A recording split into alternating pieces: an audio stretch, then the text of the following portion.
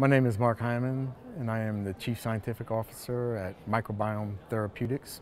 What I hope people can take away today is that the microbiome is driven by our diets. And a microbiome is an ecosystem, and ecosystems that have the most diversity are healthy ecosystems. And that seems to be the case for microbiome. The GI microbiome that has the most abundance of many different species is always the one that's found in healthy states. As soon as there's a disease state, one or two species start to predominate, and we've lost diversity.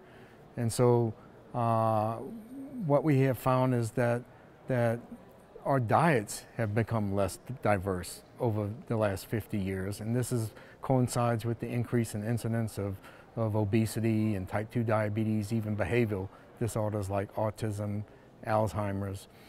And we believe that we need to figure out ways to increase the diversity of our diets, to find a different way to ward off these different disease states.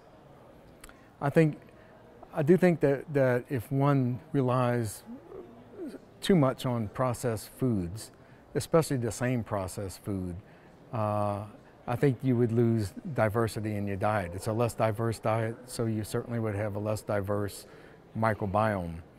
I really think that we all should try to eat as most diverse as we can and the most whole foods that we can, because even whole foods contain many more molecules than a processed food. Although there are processed foods now that are specially designed to give back something that we don't normally eat. So some food processors try to create maybe a healthy blueberry as a sort of candy, and the individual normally would not eat that. So by finding ways to make edible something that people might not think would be too bad, or might actually add to the diversity of a diet. So I don't think it's always bad. It's always bad if one always eats the same diet over and over again. Habitual diets are probably bad diets.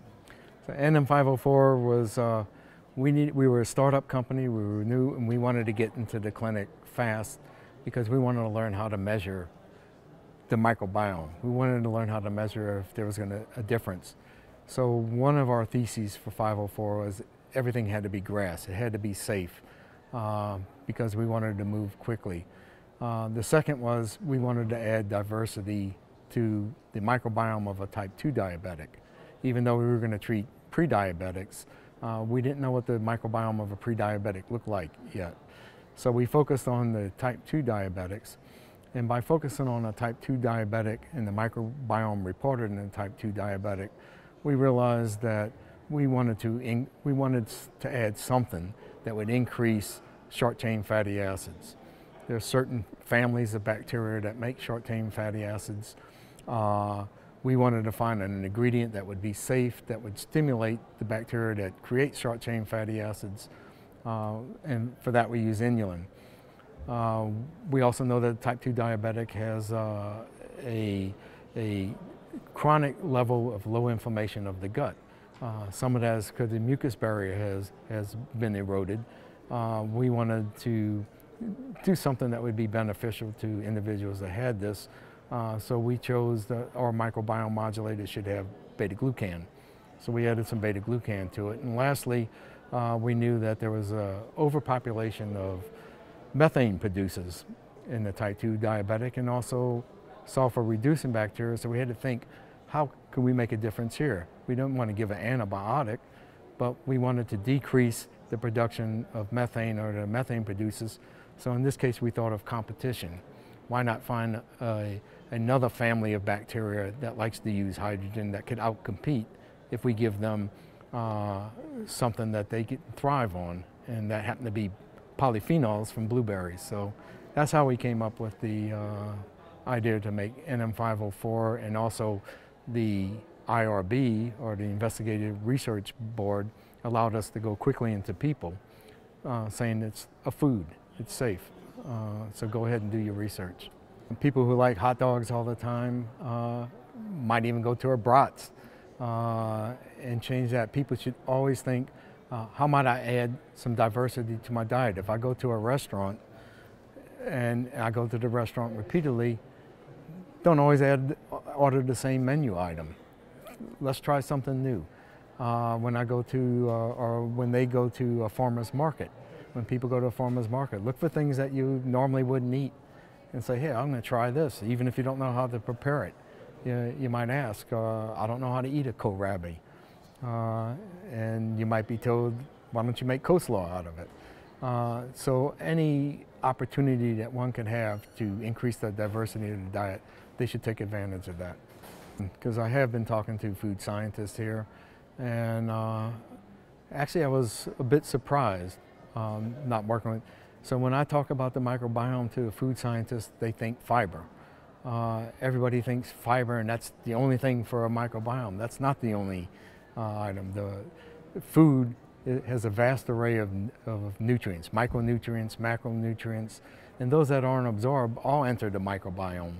All of them, there's 100 trillion bacteria, archaea, and fungi there. All of them have their own little biochemistry, and they're specialists at each one of these nutrients, and they're converting these nutrients to different molecules. So it's not all just fiber. Fiber is the best known. Fiber is well known, but it's all foods, and all foods contain many molecules that interact with the microbiome. All are probably healthy. I definitely believe we should consider our eating patterns throughout life, and I think especially during different stages of life.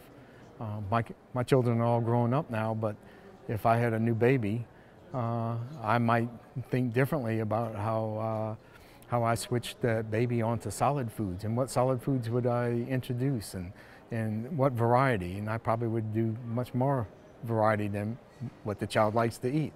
I think during pregnancy is another physiological state. There's a reason pregnant women become hungry.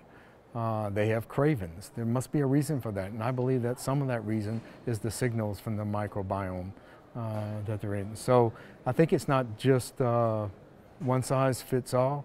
Athletes, I think, would require different types of foods, and we need to learn all this. It's just too early of a field to answer the question perfectly, but I don't think it's too early to think about diversity. I think it's in every one of the physiological states, one might just think, what would be most beneficial for me to eat, and not get into a habitual diet. So that's the part I run into a little bit of trouble talking to people, not particularly at this meeting, but especially a lot of my friends who really like the South Beach diet, like the Atkins diet. Fad diets. Fad diets are always cutting out some component. And I showed a slide earlier in my talk that shows that each component of those diets is important to stimulate a certain family of bacteria.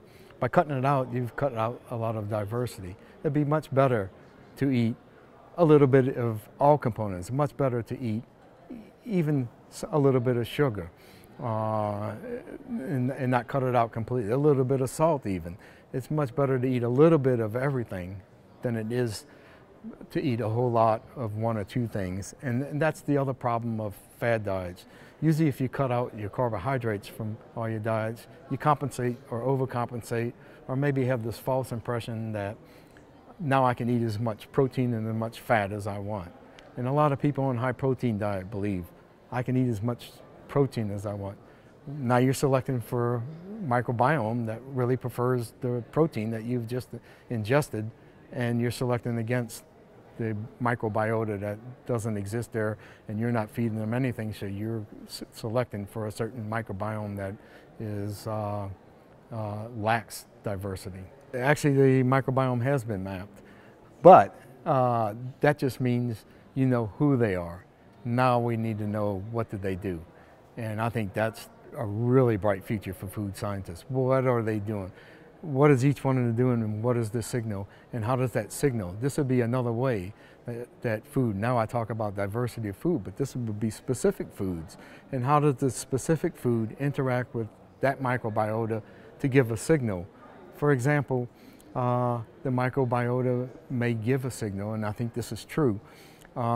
When they are not receiving the substrate or nutrient that they need, they might have a signal that goes to our brain that says, eat and crave sugar. And at those points, you have to eat sugar, and you are feeding the microbiome, and then that releases another signal that says, stop eating. Those loops are going to be really important. Those loops are going to interact with our hormone or endocrine system, with our neuronal system, and that's the future. Next 20 years, it's not what bacteria are there, it's what do they do, and how do they interact with food to make a change in our physiology. It's exciting.